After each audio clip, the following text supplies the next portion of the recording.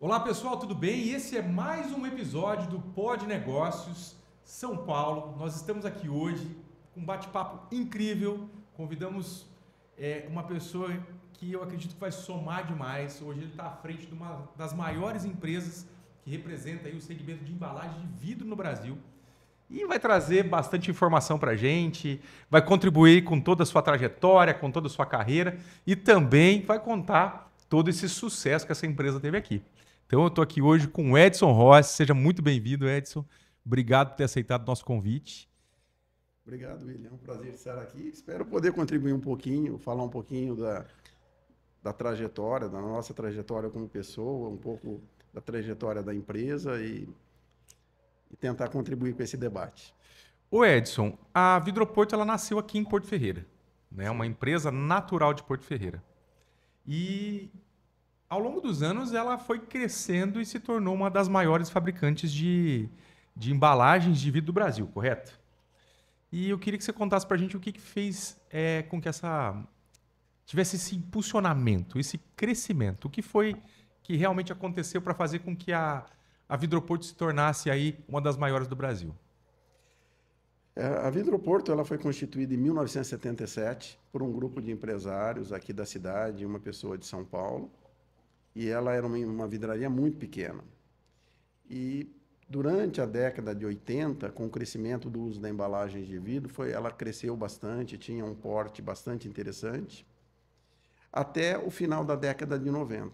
Na década de 90, a introdução do PET na vida como embalagem, ela foi um competidor muito agressivo, e aí a Vidroporto passou a ter muita dificuldade.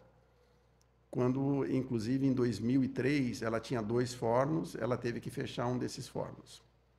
E durante esse processo de reestruturação que se começou em 2004, foi quando eu entrei na companhia, foi em outubro de 2004. Eu e alguns outros executivos. Na época eu entrei para trabalhar na área financeira e a empresa ainda vivia um mundo muito difícil. O PET, uma embalagem muito competitiva, o Brasil em todas essas situações políticas de baixo crescimento, demanda, taxa de juros, isso tudo influencia demais o segmento. E o nosso segmento tem uma característica ainda de ser demanda muito capital. Então, é por isso que há poucos competidores no mundo. Além do capital, demanda também uma mão de obra muito qualificada, muito específica para aquilo. Então, em 2004, a fotografia da Vidroporto era uma empresa que tinha mais ou menos 1% de market share e estava num processo de reestruturação. Quando, se a gente for ver a situação de hoje, a fotografia da companhia hoje e aquilo que ela era lá em 2004, eu acho que a gente não imaginava que a gente pudesse chegar na onde nós chegamos. Foram muitos os desafios, muitos projetos, muitos acertos, mas também muitos erros, muitos equívocos. E aí, durante essa jornada, eu acho que o foco no negócio, o planejamento, ele foi determinante para o nosso crescimento. Eu acho que a gente tinha uma visão muito clara do que a gente buscava, era produzir embalagens com qualidade, fortalecer a relação com os clientes e ser competitivo em preço. E para isso tudo, a gente precisava crescer, a gente precisava investir em tecnologia e a gente precisava ter um time muito engajado. E eu acho que foram esses os grandes investimentos que a gente fez durante essa trajetória, que fez com que a gente se tornasse uma empresa competitiva. E tem algum marco assim dentro desse momento de expansão, de crescimento, que foi o mais desafiador? Poxa vida, esse aqui realmente fez com que a gente tivesse que transpirar mesmo. Eu acho que nós tivemos alguns marcos, alguns mais relacionados à pessoa e outro mais a planejamento, a projeto e a risco. Eu vou comentar, eu acho que o primeiro que aconteceu foi em 2006. A gente tinha um forno que estava parado fazia alguns anos e a gente fez um projeto para recolocar, para voltar esse forno, voltar a produzir. E aí, quando a gente fez o projeto, muito focado, que a gente precisava aumentar a nossa produção para reduzir os nossos custos fixos. Mas a gente não tinha tanto foco em qualidade. E aí, para poder colocar essa produção adicional, que era uma vez e meia, era 150% maior do que aquele que a gente produzia, a gente teve que buscar alguns mercados que exigiam uma qualidade, eram muito mais exigentes com relação à qualidade. E dentro do nosso projeto a gente não tinha olhado isso. A gente iniciou a produção nesse forno e depois de 6 meses, tudo aquilo que a gente vendeu, nós tivemos que trazer de volta por problemas de qualidade. E aí, quando aquilo aconteceu, foi um desespero, né? Porque a gente tinha feito um financiamento para essa reforma, não tinha o dinheiro para pagar, porque a venda foi tudo devolvida, e tinha uma situação bastante complicada. E aí, eu me lembro que o então presidente da companhia me chamou e falou, olha, o que dá para fazer numa situação dessa? Veja o que é possível fazer e aí vamos fazer. E aí, estou falando 20 anos atrás, ainda bastante jovem, com muito pouco conhecimento, não conhecia nada do segmento, e muito pouco conhecimento, inclusive, na área comercial. E aí a decisão que a gente tomou foi criar um grupo de pessoas, todas muito jovens, com quase nada de experiência, e começamos a refletir. E aí a decisão que a gente tomou foi desenvolver um certo tipo de embalagem e atender e buscar um certo tipo de mercado. E foi isso que a gente fez. A gente ia para essa região, vendia esse tipo de embalagem. Não era muito significativo, porque, de novo, a empresa era pequena, sim, mas para o nosso negócio foi o que nos salvou naquele momento. E esse, apesar da magnitude, que não era algo tão grande, eu acho que como exemplo, como aprendizado, ele foi muito importante para a construção dos passos seguintes.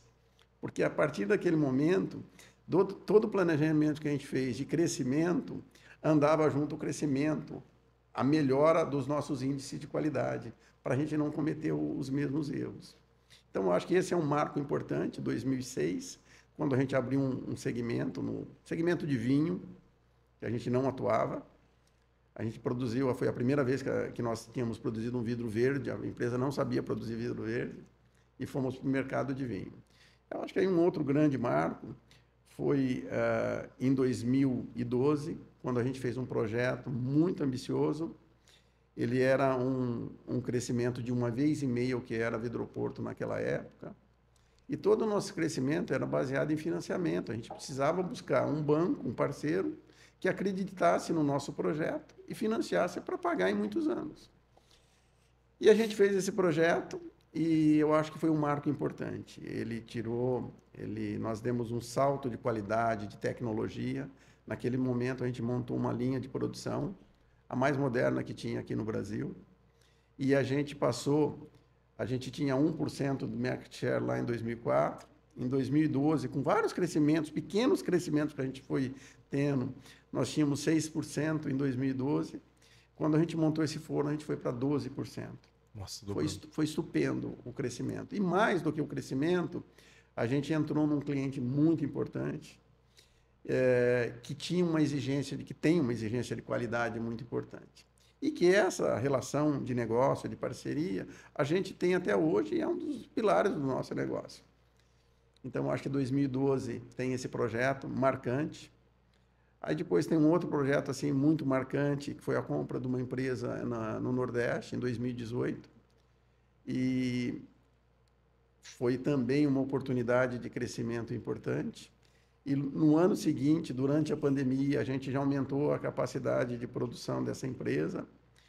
Dentro desse aumento de produção também tem uma história muito bacana, que nós usamos tecnologia quase toda importada. E a montagem, a finalização e o startup das linhas é feito por técnicos que vêm de fora, os próprios fabricantes. E durante a pandemia não se podia viajar.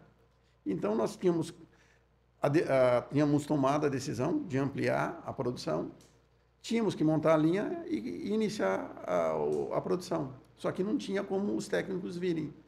E aí a gente tomou a decisão de fazer com o nosso time, mas nós não tínhamos experiência. Não tinha expertise para poder fazer. Não sabia fazer isso. Caramba. A gente acompanhava os técnicos a fazerem.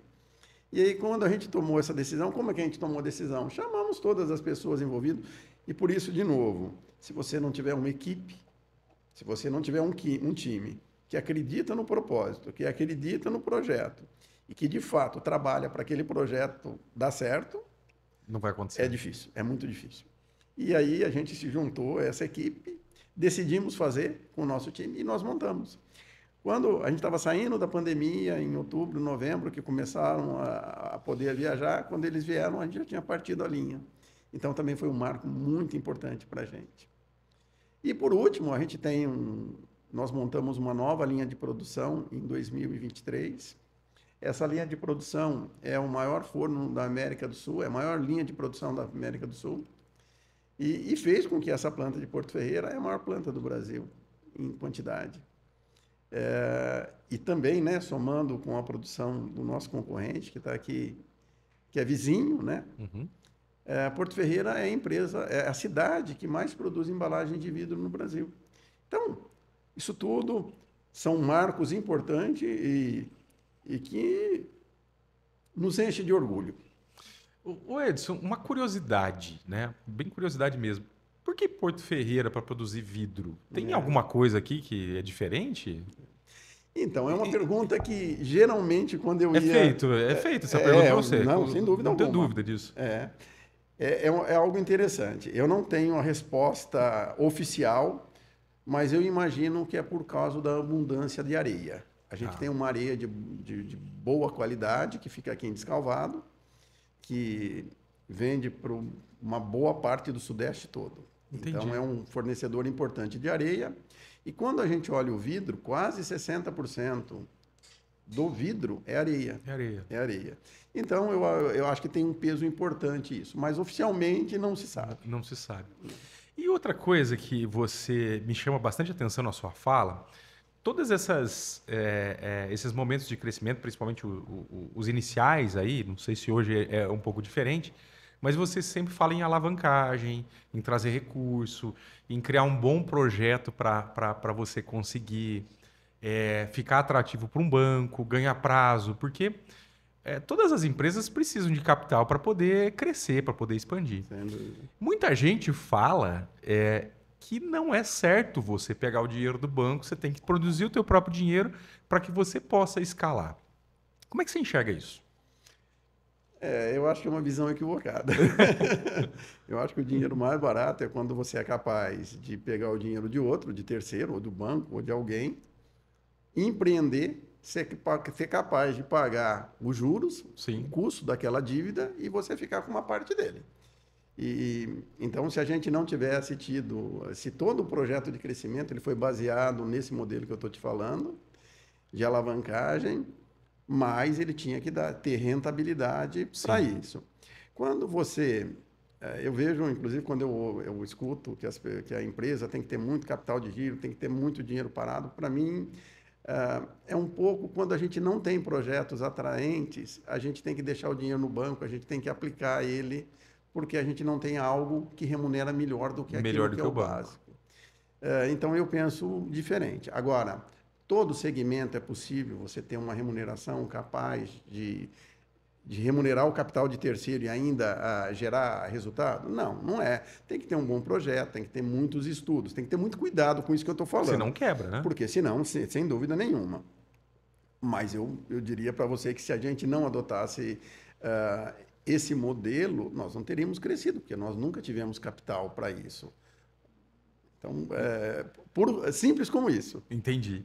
E o que hoje a Vidroporto representa assim, no mercado nacional? Você falou que hoje, juntando as duas empresas que tem hoje aqui em Porto Ferreira, é a maior produção. Mas e a Vidroporto? Dá para você dizer assim, mais ou menos, em que estágio, em que posição que ela se encontra? Olha, o mercado de embalagens de vidro ele é muito concentrado, porque ele demanda muito capital e ele demanda conhecimento. Expertise. Tá. E então ele é muito concentrado. E antes a Vidroporto era uma companhia nacional e as outras duas grandes no mercado eram internacionais, uma americana e uma francesa. E agora nós fazemos parte de um grupo espanhol, que se chama Vidrala. Esse grupo, o Grupo Vidrala, ele está entre os maiores do mundo nesse segmento. Entendi. E a Vidroporto, olhando só para o Brasil, tem esses 3 players e nós somos... tem um que tem uma participação mais relevante e os outros 2, nós e a Veralha, temos uma participação muito importante no mercado brasileiro. Entendi. Bom, você vai fazer 21 anos que você está ali na Vidroporto, então quer dizer, participou, a Vidroporto tem 48 anos. 48 anos. Então, praticamente metade da vida do Vidroporto você também esteve ali. E como que a gente consegue, por tanto tempo na mesma empresa, manter um espírito tão empreendedor assim? Não, vamos crescer, vamos desenvolver. Como que é manter essa chama, Edson? Porque também não é simples, né? Não é. Então, talvez para mim seja porque é algo natural. É natural para você? É natural. Mas eu acho que a gente sempre ouve que depois de um tempo as pessoas vão perdendo a motivação, o desafio e a acomodação ela vem naturalmente. Isso é o que eu escuto. Eu particularmente eu acho que o ser humano a gente vive através dos sonhos. A gente tem que sonhar, tanto pessoal como profissionalmente. E enquanto a gente tiver energia, tiver capacidade, a gente tem que sonhar. E dentro desses crescimentos todos, a gente fala assim, poxa, muitas pessoas às vezes me perguntavam, mas qual é a sua motivação para sempre crescer? Eu acho que tem várias motivações. Tem o desafio pessoal, tem o desafio de dar um destaque para aquela companhia, de trazer algo interessante para a cidade onde você vive. Tem um desafio muito grande, que é você poder dar dignidade para as pessoas, dar trabalho. Essa é a melhor forma de você mudar uma sociedade. E são poucos aqueles que estão em condições de poder fazer projetos que, de fato, modificam a sociedade. Sim. Então, eu acho que quando a gente é privilegiado de poder estar numa posição que você pode fazer a diferença para muita gente, é uma motivação, é um combustível muito poderoso. Então, eu diria para você que, se você me perguntar se hoje você tem mais ou menos do que você tinha lá atrás, eu diria para você que eu tenho o mesmo interesse. Entendi. De continuar da mesma maneira. E é óbvio que depende de saúde, de energia, depende de vários fatores, né? Mas hoje, a maneira como eu sinto é exatamente igual àquilo que eu tinha lá atrás, quando eu entrei há 20 anos atrás. E você falou que o grupo foi adquirido, a empresa foi adquirida por um grupo espanhol. O que isso representou para a empresa depois que o grupo fez essa aquisição? Representa uma empresa muito mais sólida, né, do ponto de vista econômico, financeiro. Então, a gente faz parte de um grupo importante que tem uma solidez financeira muito, muito boa, diferentemente daquilo que a gente tinha lá atrás, que sempre a dificuldade na captação de recursos. A gente tem acesso à tecnologia, a dinheiro mais barato, né? Nós, brasileiros, uma empresa brasileira, quando a gente vai buscar um recurso aqui no Brasil, hoje a taxa, o CDI, 15%. Se você pagar um spread de 3%, você paga 18% ao ano de juros. E aí, quando alguns falam, nossa, para você fazer um projeto com dinheiro de terceiro é muito difícil, nesse patamar de juros, realmente, porque você tem que ter uma atividade que seja capaz de ter um retorno maior do que esses 18%. E não é fácil. Não é fácil, não. Então, quando você faz parte de um grupo internacional, você capta recursos em moeda forte numa taxa infinitamente menor. Você tem todo o know-how, todo o relacionamento, todo o benchmarking, né? Uhum. A oportunidade de ver as coisas interessantes lá fora e trazer para cá.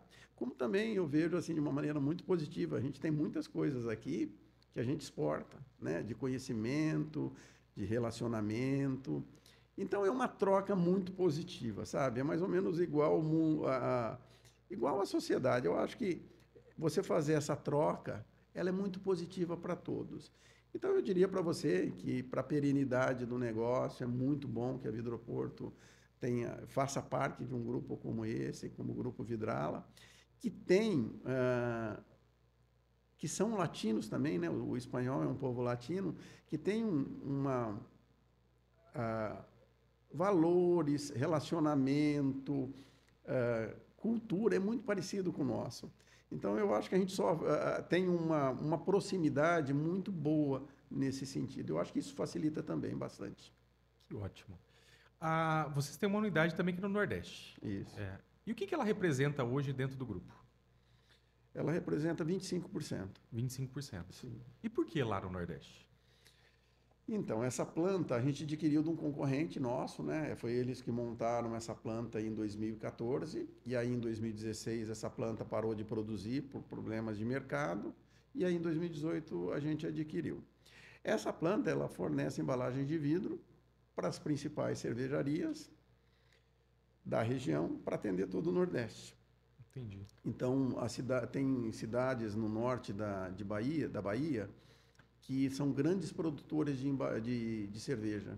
E essa fábrica é muito dedicada para plantas na Bahia e em Pernambuco que produzem cerveja. Que produzem cerveja, entendi. E hoje, qual que é o setor que mais demanda embalagem de vidro? É a parte de bebida alcoólica, de cerveja, é isso? Cerveja. Cerveja é o maior... Cerveja. No Brasil, entre 60% e 70% de todo o consumo de embalagem de vidro é para cerveja. Para cerveja. Então é muita coisa. É muita coisa. E quando vocês começaram lá, quando você, na verdade, entrou na empresa, né? Você falou que era uma empresa pequena, que produzia pouco, e os desafios também foram de ganhando qualidade, tudo isso. Já se produzia garrafa para cerveja ou não? Não. Havia sido feito algumas tentativas de produzir, mas por questões de qualidade a gente não tinha continuidade. E aí produzia para quê? Para cachaça. Cachaça. Cachaça. E a região era forte com isso? Exatamente. A Vidroporto, ela nasceu com o conceito de fornecer embalagem para cachaça. Então, forte no segmento de cachaça, próximo aqui da cidade de Porto Ferreira. Ô Edson, e como é que vocês se diferenciam assim? Como é que a Vidroporto se destaca? À frente à concorrência mesmo, né? Isso acho que fala de concorrência. Como é que vocês se destacam hoje? Falam, não, hoje a gente pode dizer que a Vidroporto tem essa referência por isso. Olha, eu vou dizer que eu acho que algumas fortalezas que a gente tem. Eu acho que nós somos uma empresa muito sólida, temos um time técnico muito capacitado, temos um time, no geral, muito envolvido com o nosso negócio. Acho que nós temos um relacionamento com o mercado, seja com o banco, com o cliente ou com o fornecedor, muito sólido. Eu sempre digo, nós nunca pagamos, nesses 20 anos, uma duplicata atrasada. Nunca. Passamos por inúmeras dificuldades, mas nós nunca atrasamos um dia o pagamento do salário. Então, eu acho que essa postura muito correta e de cumprir aquilo que é o acordado, eu acho que ela sempre foi um marco importante da Vidroporto. E nesses 20 anos, eu posso dizer com propriedade que a gente age de maneira muito séria. Então, eu acho que a gente tem um ótimo relacionamento com o mercado, uma empresa extremamente confiável e muito competitiva. Então, como a gente sempre investiu muito em tecnologia, a gente é muito competitivo. Então, eu acho que essas são as grandes fortalezas.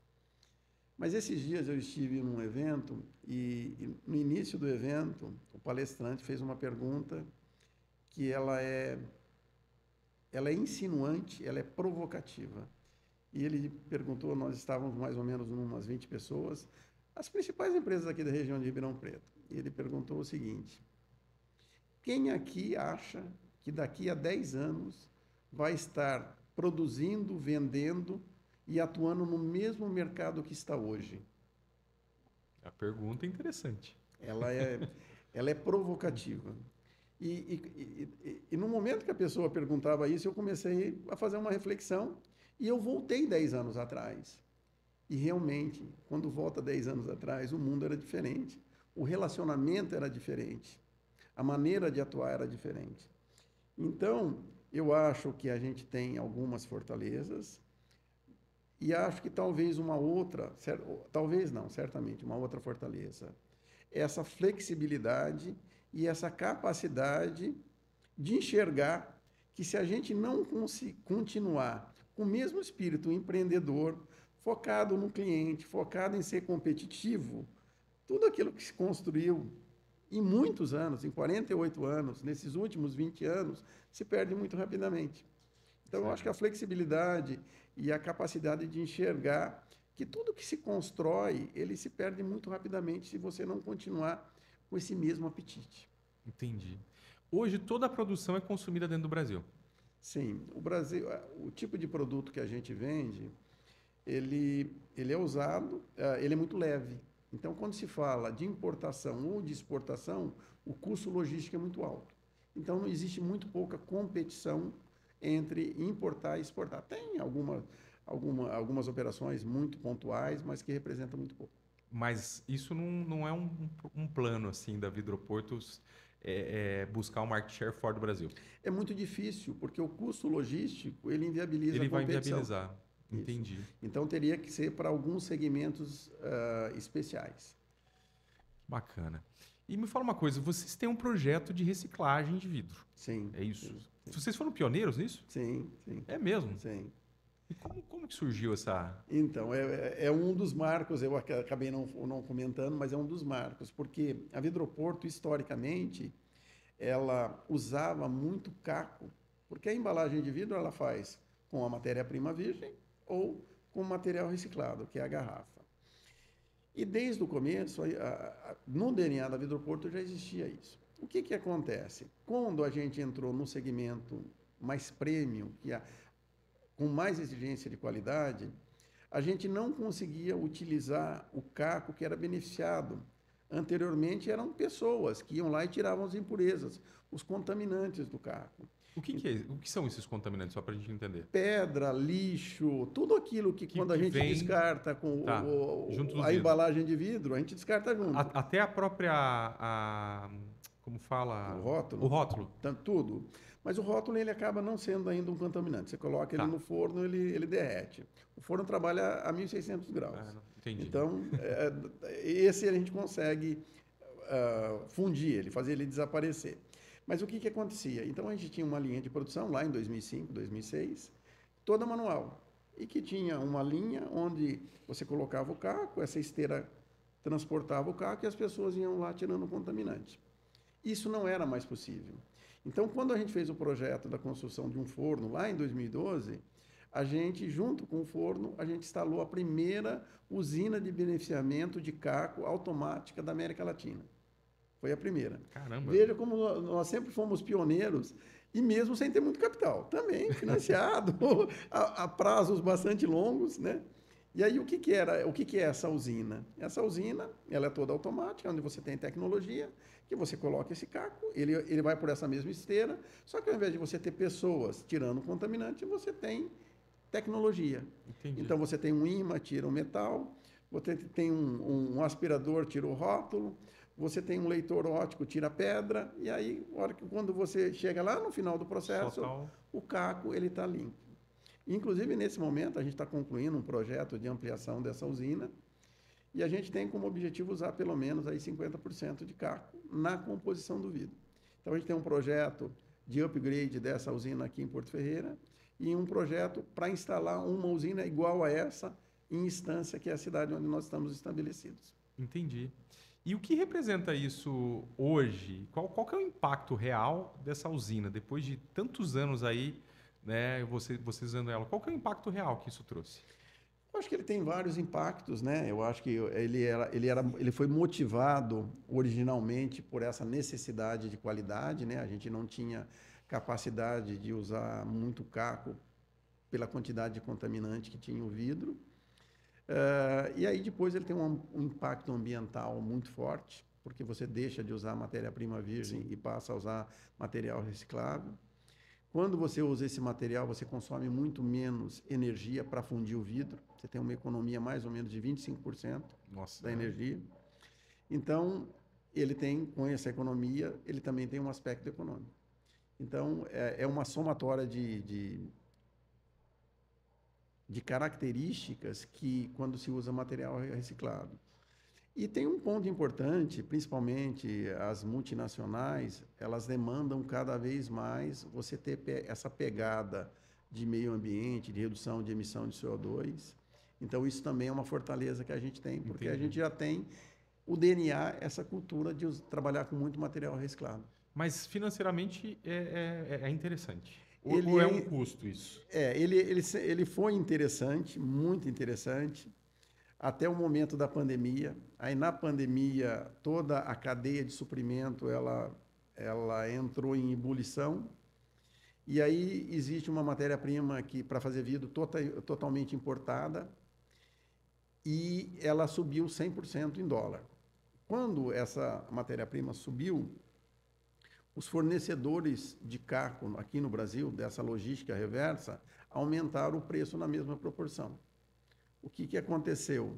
Essa matéria-prima retornou porque o mercado não aceitou e agora nós temos um preço do caco muito alto. Entendi. Então a gente está trabalhando de novo para trazer o caco de vidro como embalagem numa situação que ele seja também interessante economicamente.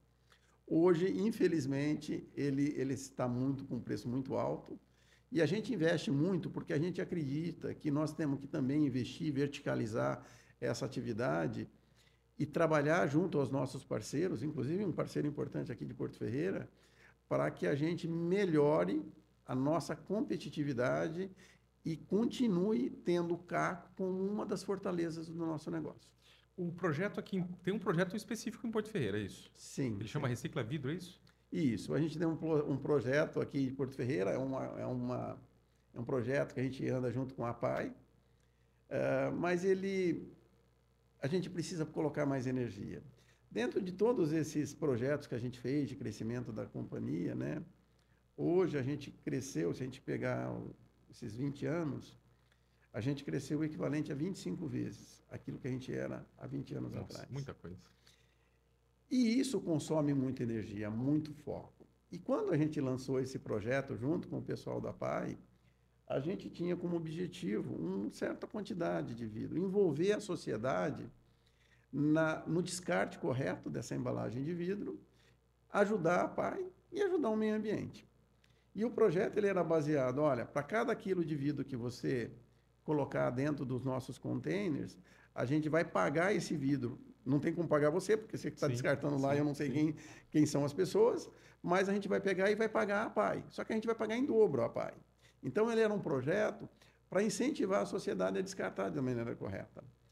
Acho que a gente precisa divulgar melhor, precisa melhorar esse projeto para que, de fato, a gente atinja os nossos objetivos. Ele caminha, mas aquilo que a gente consegue recolher de vidro, ele é muito aquém da capacidade de geração do município. Do próprio município. Do próprio município. E aí o plano um dos projetos que a gente tem, é acelerar esse projeto, não só aqui em Porto Ferreira, mas em toda a região, para que a gente também possa contribuir com a sociedade, com a APAI, com instituições sérias como a APAI, e também conscientizar as pessoas com relação ao meio ambiente.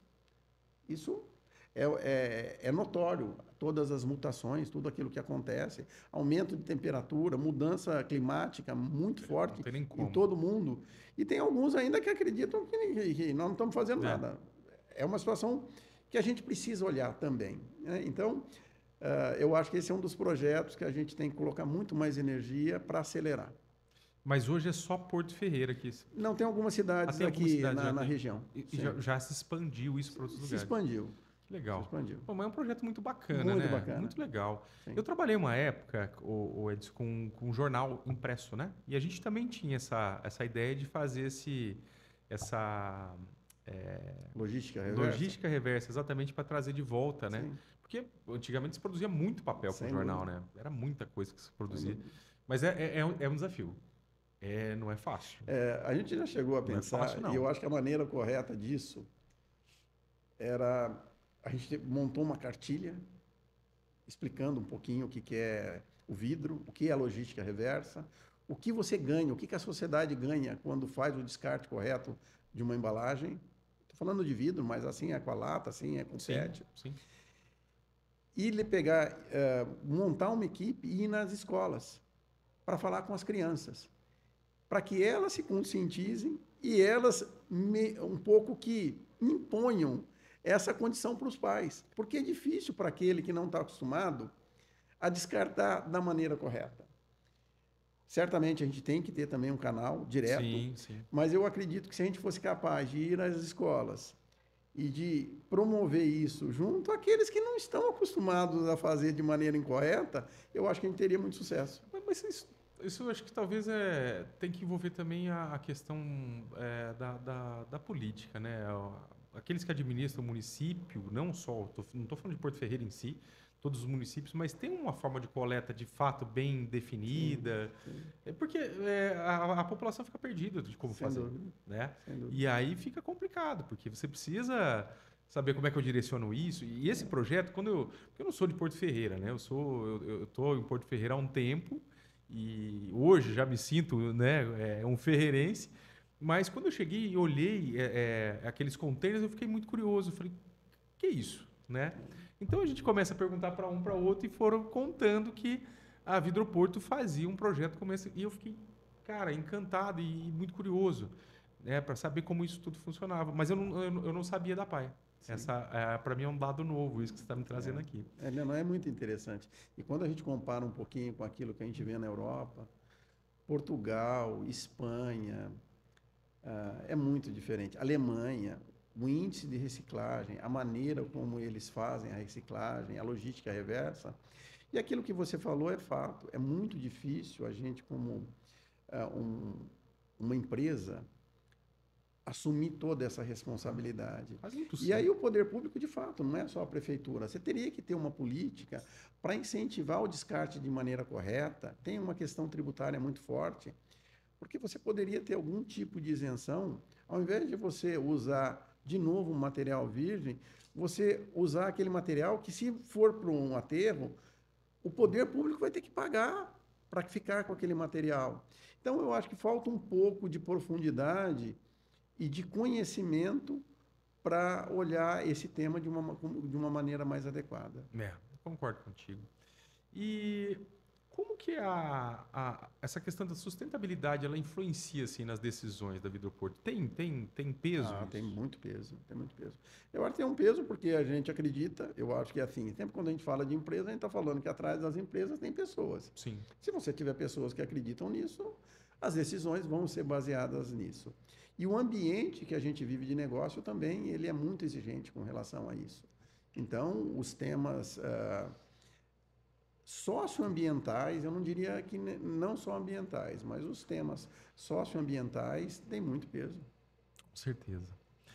E o que nós podemos aí esperar sobre a inovação, né, nesse ramo de atividade?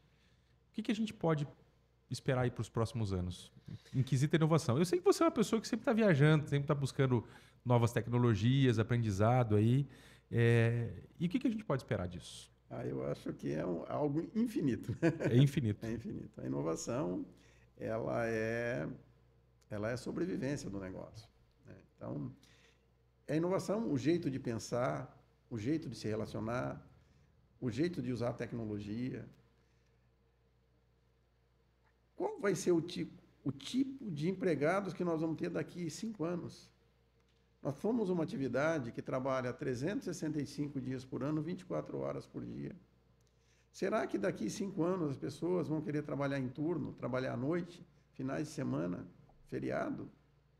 Qual é o tipo de tecnologia que vai se ter disponível para se produzir uma embalagem de vidro? Qual é o tipo de embalagem de vidro? Qual que é o tipo de consumo? Será que a gente vai ter o mesmo tipo de consumo de produtos que hoje, álcool ou não? Já está mudando isso, né? Demais. A gente já começa a ouvir que existe uma mudança de comportamento, de tudo, preocupações, né? Eu acho que a flexibilidade, e a gente está muito atento a isso, e a evolução, o investimento em tecnologia, a gente estava falando um pouquinho antes a respeito de IA, certamente, isso faz parte da vida de todo mundo que quer estar no mercado e quer ser competitivo, sem dúvida. É inevitável. Queria agora falar um pouquinho mais sobre o Edson, assim, sabe? O modelo de gestão, como é que você lidera e, logicamente, esse impacto humano que você tenta trazer, porque nos bastidores aqui a gente sempre tem um bate-papo antes, né? E uma das preocupações que você me trouxe aqui sempre assim é como é que a gente consegue se manter humilde, como é que a gente não passa, às vezes, uma forma arrogante. E isso tudo tem um peso e me parece para você muito grande para se manter numa posição onde eu não é nem deixar de ser orgulhoso de todos os feitos, que eu acho que isso é inevitável, não tem como. Tem como apagar aquilo que você fez de bom, mas de não tentar ultrapassar tudo isso, né? E aí, o que, que eu queria entender um pouco melhor, assim, como é que se lidera, né, uma empresa desse tamanho mantendo essa conexão? Então, eu acho que esse é um ponto extremamente importante para todo ser humano, né? Eu acho que é natural, quando você tem um resultado positivo, você se orgulhar disso. E eu acho isso muito positivo. Então, quando eu falo um pouco das nossas conquistas, e eu não sei se você reparou, eu sempre coloco no plural, eu nunca coloco no singular. Porque, inclusive, quando eu tenho algumas pessoas que a gente trabalha junto e coloca no singular, eu sempre peço, coloca no plural. A gente passa um sentido de time, de equipe, de conquista muito mais importante. Eu acho que tem uma questão muito de valores, né? Eu acho que eu estava falando para você, eu acho que tem as questões de gratidão. Eu acho que gratidão, humildade e empatia, se a gente tiver um pouquinho disso, e é muito mais fácil eu falar do que ser. Então, eu não estou dizendo que eu sou. Mas eu acho que se a gente tiver isso em mente e sempre procurar melhorar, ser cada vez mais grato com tudo aquilo que a gente tem de oportunidade, ser cada vez um pouco mais humilde, e humilde é exatamente o contrário disso, né? Da arrogância, de você se achar muito bom em aquilo que você faz. E ter empatia, sempre se colocar no lugar do outro. Aí a gente consegue entender um pouco as fragilidades, deficiências. E isso faz com que a gente consiga enxergar o outro de uma maneira um pouco diferente. Então, lá no começo da minha carreira, eu era muito mais impositivo, muito mais agressivo, né? Então, por quê? Você entendia que se você faz assim, o outro tem que fazer assim. E não são as pessoas. Você pode fazer uma coisa muito bem e o outro vai fazer outra coisa muito melhor que você. E a gente ter essa humildade de enxergar isso e de ter a empatia, de se colocar no lugar do outro, ajuda a buscar isso. Eu acho que é esse, eu não sei se é o segredo, mas é a tentativa que eu tenho todos os dias de me manter muito cuidadoso. Eu cuido disso todos os dias. Você tem que cuidar daquilo que você acha que é importante, para você não dispersar e aquilo que talvez você diga, puxa vida, eu não gostaria de fazer isso, e você, daí a pouco, você está fazendo. Então, e isso acontece. Acontece. O tempo todo, né? Porque, de novo, uma outra coisa, nós somos seres humanos. E a gente erra muito. E quando a gente, não sei, na maneira como eu vejo o mundo, quando eu tenho esse esforço natural, diário, que eu tenho para fazer isso, eu cometo um equívoco, eu me perdoo. E aí, quando você se perdoa, você se torna uma pessoa mais feliz. Porque você sabe que você é um ser humano. Sim. E você está tentando melhorar. Eu acho que isso Já ajuda demais. A mim, ajuda demais. ajuda, sim. E, de fato, às vezes a gente dá umas escorregadas, né? O tempo todo. É complicado. Ô Edson, e quais são os valores que são inegociáveis com a sua equipe? Inegociáveis, aí tem algumas coisas que eu acho que os valores morais, esse eu não vou nem comentar, porque você ser correto, ter uma postura adequada, correto, como eu te disse, às vezes quando vem alguém de fora aqui, sempre pergunta, né? E como é a corrupção no Brasil? Porque a gente gosta de falar muito mal do Brasil. Sim. A gente lá fora, a gente gosta de ressaltar aquilo que a gente tem, aquilo que não dá certo. Aquilo que dá certo, a gente quase não fala. E eu falo com a boca cheia, eu falo cheio de orgulho. Eu nunca fui assediado para receber nada. E isso, eu acho que é um ambiente que se cria, né? E isso faz parte daquilo que é primordial para uma equipe. Então, é óbvio que não é possível se aceitar alguém que tenha qualquer tipo de conduta diferente disso. Mas isso eu acho que é uma premissa, sabe? Ela é uma premissa. Eu acho que você ter foco naquilo que você faz, é você ser leal. Leal às pessoas, leal à empresa. Fazer o seu melhor sempre. E mesmo que no momento que você não esteja mal, a companhia enxergar, ou as pessoas enxergarem, que você está passando por um momento de dificuldade. E isso é a cultura que a gente implementou dentro da companhia. Que bacana isso. E eu tive até esses dias uma grata surpresa, porque a gente contratou uma nova gerente de RH, é uma pessoa que veio de fora, e aí ela me disse que foi semana passada, ela se surpreendeu, porque ela começou a ir no supermercado, na loja, conheceu o que é Porto Ferreira, a grande Porto Ferreira, né? E ela falou, olha, eu fiquei surpresa, porque onde eu falo da Vidroporto, todo mundo conhece. As pessoas elogiam. Nossa, você está trabalhando na Vidroporto. E isso, de novo, temos muito problema, mas a gente tem muito orgulho de tratar bem as pessoas, de que as pessoas ali dentro, a gente tem um refeitório que dentro da nossa avaliação de clima, ele é muito bem avaliado, as pessoas adoram. Então, a gente tem café da manhã, a gente tem almoço, a gente tem janta, a gente tem ceia. A gente tem alguns benefícios sociais, assim, bem interessantes, talvez os maiores, os melhores aqui da região. E isso também são coisas que eu acho muito importante para que as pessoas que trabalham na empresa tenham a satisfação, tenham orgulho e sintam-se reconhecidas por aquilo, de ter esse benefício. Você sabe que eu já recebi alguns pacientes lá na clínica, né? Que são da Vidroporto, outros são casados, né? São o esposo ou marido de alguém que trabalha lá. E, de fato, assim, o orgulho que essas pessoas têm de trabalhar na Vidroporto é uma coisa incrível, incrível. Mas, assim, o que eu queria entender também sobre isso, o que mais te orgulha, assim, nesse quesito de impacto social que a Vidroporto causa, assim? Eu acho que quando a gente... talvez a gente não tenha tido essa ambição lá atrás. Eu acho que foi muito maior do que aquilo que a gente sonhou lá atrás. A gente sonhava crescer, ter uma empresa competitiva, mas não estar entre as maiores do mercado, não ser uma multinacional, né? O que a gente pensava era uma empresa competitiva e que pudesse contribuir com a sociedade, que pudesse pagar os impostos direitinho, que pudesse gerar renda para as pessoas, que pudesse gerar renda para o município.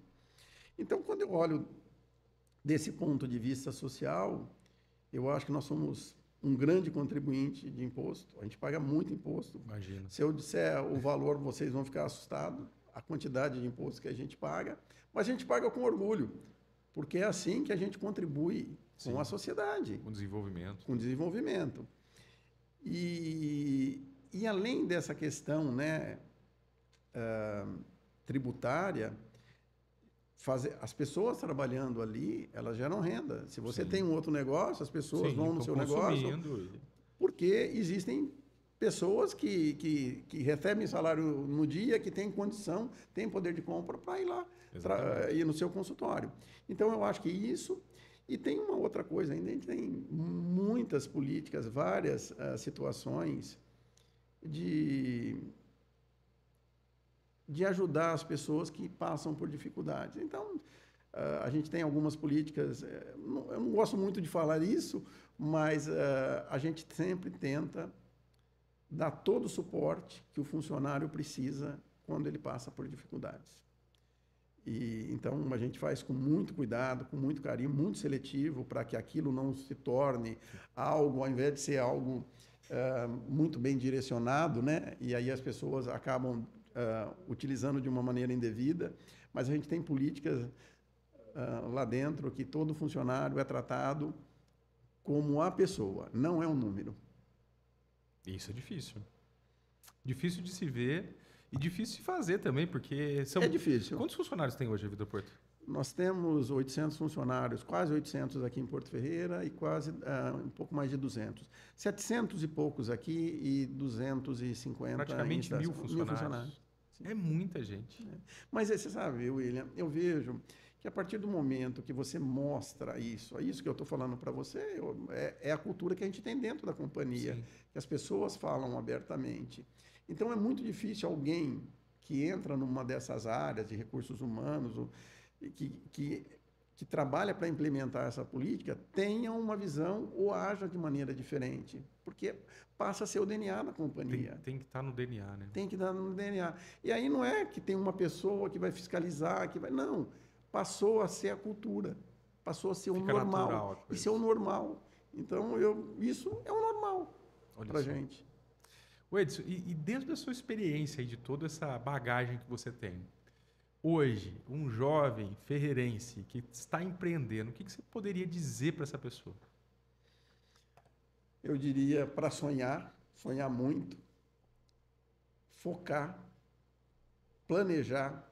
Eu acho que a gente peca muito com planejamento e não ter medo de seguir em frente. Eu acho que a gente precisava, a gente deveria. Se eu fosse um gestor público, eu implementaria algumas disciplinas nas escolas desde pequenininho. Uma delas, finanças. Todo mundo tem que conhecer um pouquinho de finanças. A minha mãe, que mal sabe escrever um nome, ela sempre nos disse que não adianta ganhar se você não souber administrar, se você não souber gastar. Então, eu acho que finanças tinha que fazer parte da escola, né, do ensino desde o início. E a outra é empreender. Não é empreender por empreender como se fosse uma roleta russa, mas empreender com propósito, com planejamento, com visão daquilo que você tem como objetivo. Eu acho que quem tem isso, de fato, eu não conheço informática, eu vou atrás. Eu não conheço IA, eu vou atrás. Eu não conheço isso, eu vou atrás. Exatamente. Hoje, eu acho que a comunicação, a informação, ela está disponível num nível assustador. Então, quem quer saber de qualquer coisa, existe possibilidade para se buscar. Então, eu acho que o grande desafio é gerar esse interesse de empreender. E nós não vamos ser um país desenvolvido, nós não vamos ter uma sociedade que tenha uma condição de vida melhor se a gente não empreender, se a gente não se desenvolver. Então é algo que me alegra demais ver as pessoas empreendendo, tentando fazer negócio, tentando gerar renda. Para si é óbvio, quando a gente faz um negócio, a gente está pensando sim em ter uma remuneração, em ter uma vida melhor, claro que sim. Mas não pode ser só isso também. Tem que pensar que você vai gerar renda, que você vai ter um empregado, que você vai ter que ser correto com o seu empregado. Tem responsabilidade com as pessoas. Responsabilidade com as pessoas. Aquelas pessoas que consomem de você. Isso aí. Que acreditam no seu produto, no seu serviço, né? Sim. Porque também falta muito disso, né? Sim. A gente é muito carente das pessoas estarem preocupadas com o outro, porque não é só produzir garrafa, né? Não, de maneira alguma. Não é só isso. Não é só embalagem, né? Não, tem que ser muito mais que isso, né?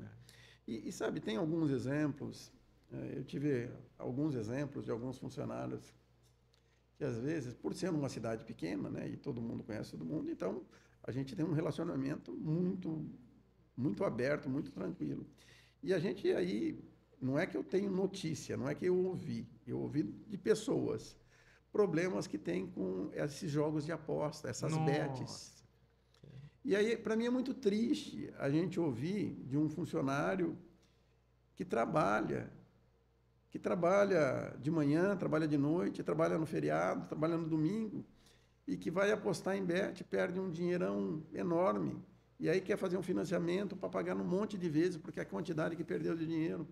Eu acho que, inclusive, fica aqui uma sugestão, William, para que tragam pessoas para falar um pouco disso, para educar. Isso é uma ilusão. Se a gente gastar dinheiro com esse tipo de coisa, a gente vai estar deixando de empreender, vai estar deixando de consumir. Hoje, nós temos no principal segmento que a gente atua, existe um decréscimo, uma redução de consumo, de demanda muito forte. E uma das causas são as bets. Olha isso.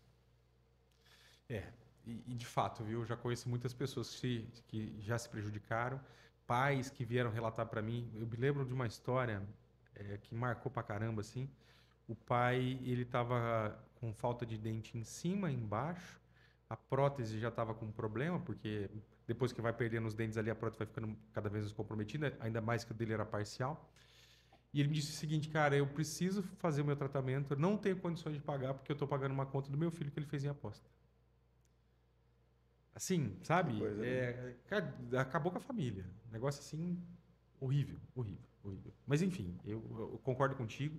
A gente já trouxe aqui uma pessoa que falou sobre finanças, mais um pouco sobre investimento, mas eu acho que isso é um grande alerta que é real. Né? Você acaba destruindo uma família, sonhos e uma série de coisas por conta disso. E quem está ganhando.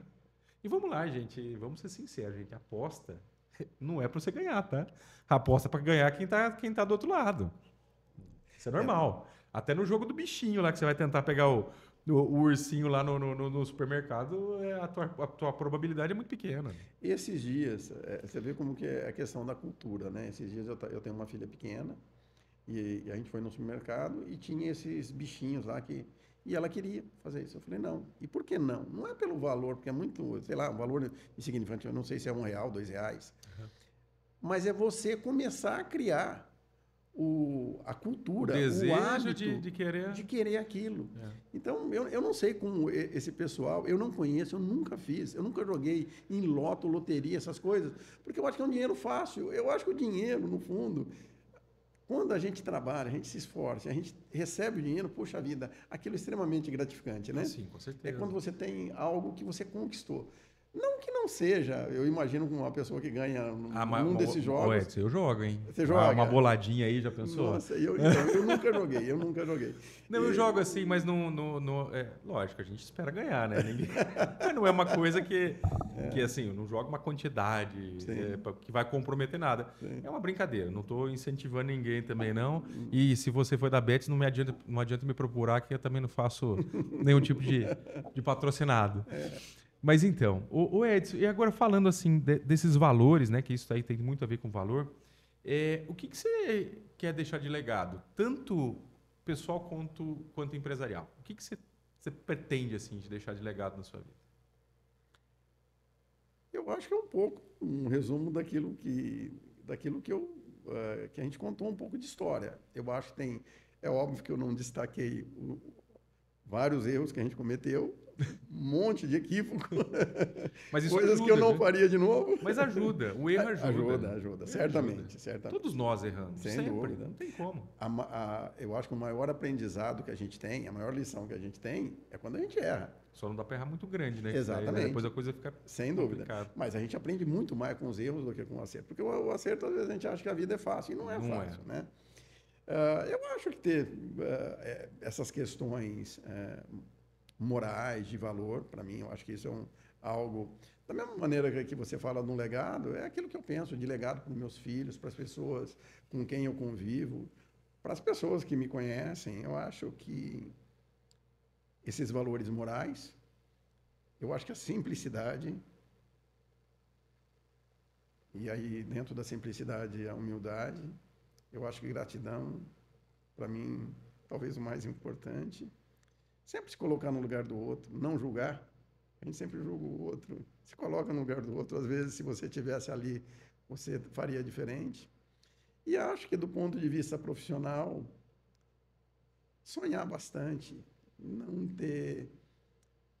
É extremamente gratificante quando a gente se esforça, planeja e consegue atingir um bom resultado. E esse resultado não estou falando só de dinheiro, estou falando de projeto, estou falando de resultados. Olha, às vezes, em algumas situações, tinha alguns, olha, nós temos que dispensar um funcionário por causa disso, disso, disso.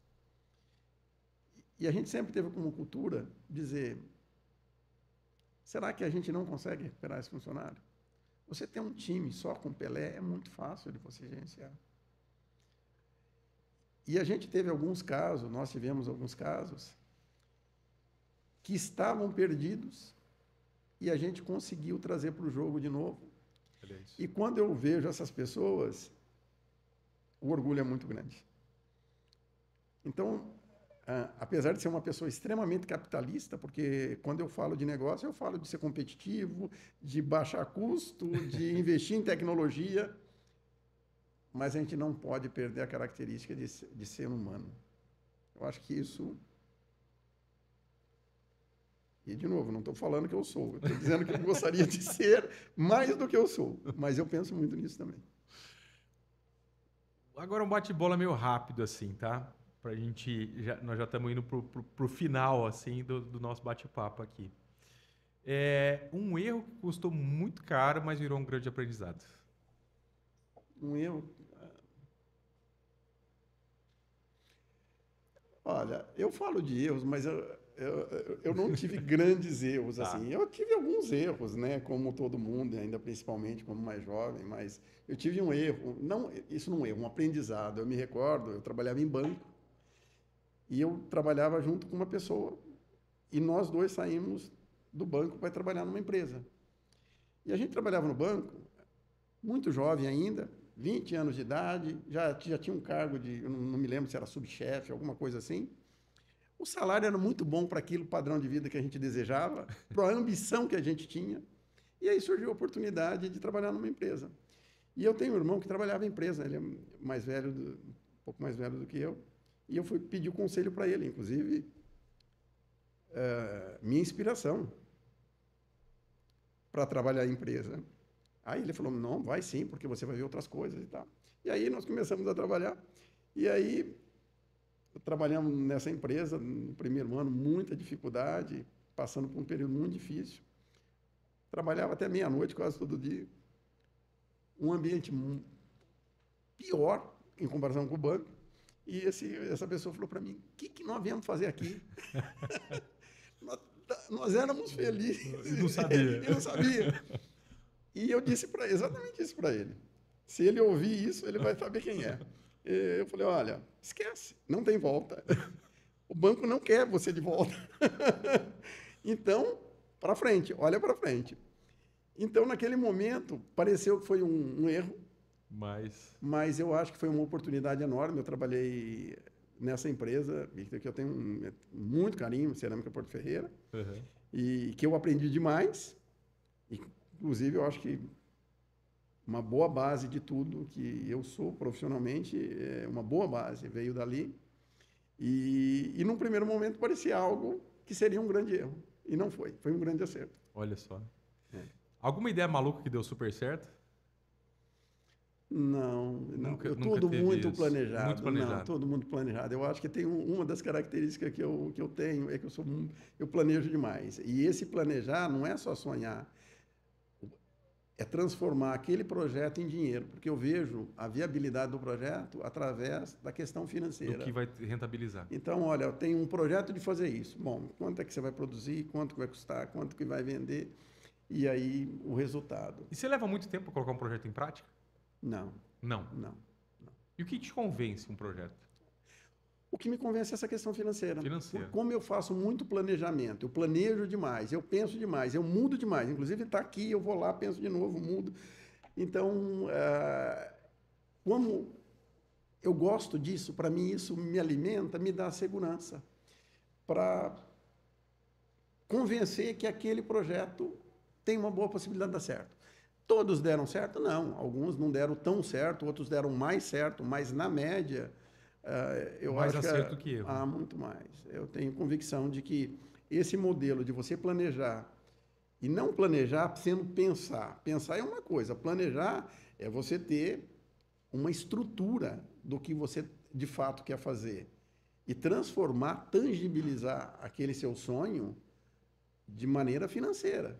Porque no final é isso que vai pagar ou não. O que vai pagar a conta. Isso. Então eu acho que como eu sempre fui muito cuidadoso com isso, eu acho que eu não tive grande... Agora, é assim, um outro projeto importante, desculpa até me alongar, eu acho que tem um projeto interessante, muito interessante. Quando eu fui um dos fundadores da COEF, da cooperativa. A gente tinha um grupo de amigos e a gente dizia assim, poxa vida, Vamos fazer uma escola diferente? Vamos. E aí, para montar essa escola diferente, a gente alugou uma casa. E nessa casa, aos finais de semana, a gente ia lá, limpava a casa, pintava a casa. Fizemos isso. E montamos a COEF, que hoje é uma das escolas importantes aqui de Porto Ferreira, em uma casa. De uma maneira muito pequena, muito simplória, que foi um sonho também, que deu muito certo. E então, por isso que eu vejo que sonhar, planejar, ter pessoas que têm alguma... A mesma conexão, é isso? Exatamente, aquela mesma maneira de pensar, de ver as coisas, de valores, de como tratar das coisas com cuidado, é fundamental também. Para que isso dê certo. Sim. Ô Edson, se hoje você pudesse pegar um café, sentar com o Edson de 30 anos atrás, como que seria essa conversa? Se eu tivesse que dar um conselho de 30 anos atrás, eu acho que eu diria, seja menos impetuoso. Eu era muito impetuoso. Se coloque mais no lugar das pessoas.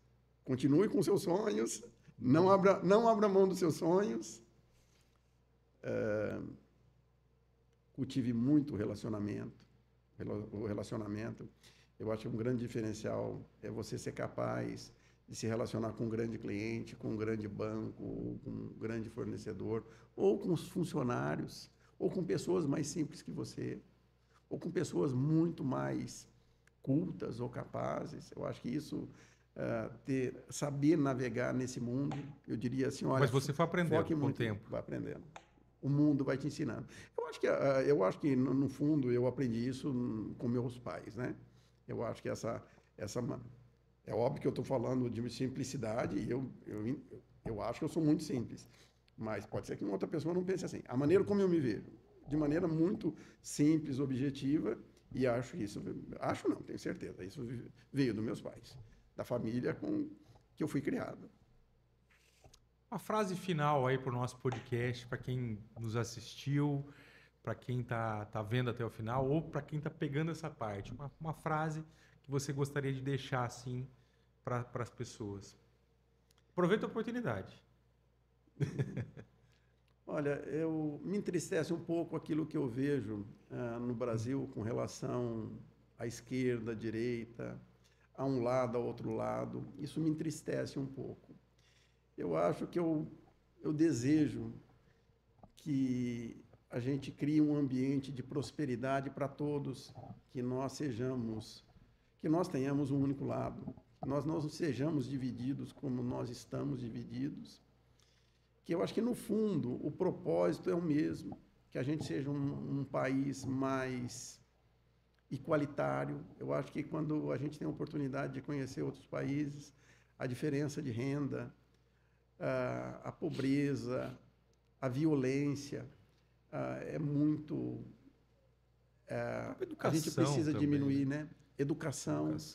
Então, eu acho que eu gostaria que a gente refletisse um pouco sobre isso e trabalhasse, não é de um dia para o outro, mas que tivesse um grande projeto, que a gente deixasse os nossos egos, os nossos interesses particulares e olhassem para o país, para as pessoas que mais precisam.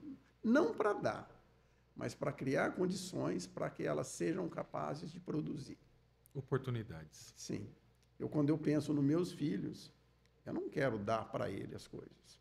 Eu quero dar a oportunidade para que eles sejam capazes de construir. E é assim que eu creio que deveria pensar todos nós como sociedade. De fato é isso. Isso. Edson, o bate-papo foi muito legal. Eu acho que a gente conseguiu extrair aí talvez 0,5% de tudo que a gente poderia ter conversado aqui hoje, mas foi muito legal. Acho que trouxe bastante insight, trouxe bastante ideias. É muito legal trazer uma pessoa como você, na posição que você está, assim, numa empresa que tem uma representatividade tão grande, não só para Porto Ferreira, mas a nível nacional, porque o podcast é isso, sabe? O nosso podcast é para isso. Vamos falar com essas pessoas. Eu quero saber como é que essa pessoa pensa, o que ele pode trazer de bom, o que ele vai inspirar. Para quem está assistindo é muito bom, porque isso aqui vai gerar muita coisa boa, muito insight, talvez a pessoa repensar. Tem muitas pessoas que estão numa posição muito abaixo e não têm essa humildade, não querem ter essa humildade, ou lutam para querer tentar ter essa humildade, tem medo, às vezes, de baixar a guarda e se colocar numa posição inferior, quando, na verdade, é totalmente diferente, né, de tudo isso que a gente estava falando. Então, eu quero te agradecer imensamente mesmo por essa oportunidade e tenho certeza que vai somar muito, não só comigo, que fiquei aqui todo esse tempo batendo esse papo, mas com todo mundo que está assistindo. Então, obrigado mesmo de coração por você ter aceitado aí esse nosso convite e dividido uma parte aí de tudo que você já viveu, aprendeu e hoje pode ensinar aí para tanta gente. Eu te agradeço muito. É ótimo a gente poder compartilhar um pouquinho da história. Espero que possa incentivar outras pessoas a pensarem, a trabalharem, a buscarem os seus objetivos e que espero que a gente, de novo, sejamos um povo mais justo, uma sociedade mais igualitária e que sejamos uma cidade que cresça cada vez mais. Porto Ferreira tem inúmeras características de desenvolvimento, né? Capital da cerâmica, eu disse que poderia ser a capital da embalagem de vidro, né? E que a gente continue tendo um ambiente como esse. Muito obrigado, parabéns pela iniciativa e é um prazer estar aqui. Obrigado. Esse é um projeto que é meu, do Sérgio. O Sérgio é meu Parabéns, grande parceiro. Sérgio. O Sérgio sempre fica nos bastidores, né? Mas o Sérgio é um grande parceiro que ele juntou comigo aí, a gente topou essa ideia, esse desafio. Não é fácil, porque a gente também tem que colocar esse conteúdo para rodar, né? Trazer pessoas aqui, os convidados também participarem, a gente também ter essa tentativa de extrair o melhor, né, dos convidados. Então também não é simples, não. É um grande desafio, mas é um projeto que é justamente para incentivar as pessoas a empreender. Eu acho que casa muito com essa ideia final que você trouxe para nós aí. Nós queremos isso. Nós queremos que o Brasil seja um país onde tem tanto recurso natural, onde tem tanto recurso territorial, onde tem tanto espaço, né, as pessoas possam olhar para as oportunidades e agarrar essas oportunidades e criar as suas oportunidades e melhorar suas vidas e automaticamente melhorar toda a sociedade. Eu acho que vem totalmente de encontro com tudo isso que você falou agora no final. Então, fico muito feliz em encerrar esse nosso bate-papo assim. Maravilha, Edson, obrigado. E para você que assistiu até aqui e ainda não segue o Pod Negócios São Paulo, você precisa seguir agora mesmo, compartilhar, comentar, traz aí assuntos. Se vocês quiserem também dar dicas de convidados, nós vamos trazer aqui e nós vamos bater um papo como nós fizemos com o Edson agora. Obrigado para quem chegou até aqui.